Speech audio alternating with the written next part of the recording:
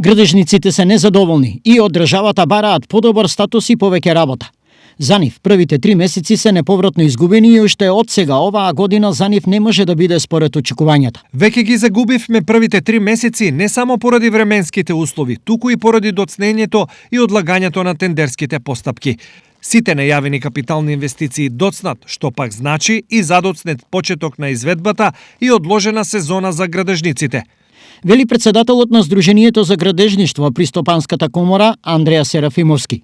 Овие ставови за министерот за транспорт и врски Благој Бочварски не се докрај издржани од следниве причини. Градежништвото не случајно во текот на пандемијата, веќе цела година, 12 месеци сме во пандемија, градежништвото нема отпуштања на работници од работа. Тоа е добар сигнал дека оваа држава навистина капиталните инвестиции ги движи добро.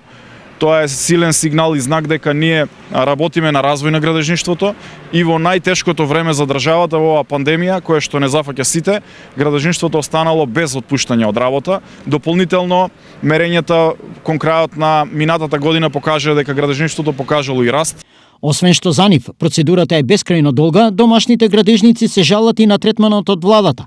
При изведбата на големите проекти, тие претежно биле ангажирани како подизведувачи, што е огромна разлика во секоја смисла. Можам да апелирам сите градежни компании да аплицираат на повиците, на проектите, секако доколку ги исполнуваат критериумите, тие се добре дојдени, заради тоа што тоа е домашната економија, развојот на градежништвото и на нашата економија и аспектот на развојот на државата ја темелиме во делот на градежништвото. Можам да апелирам и до сите градежни компании, до сите градежници да ги зголемуваат капацитетите на нивните компании со цел да сите тие можат да аплицираат и да навремено ги завршуваат работите.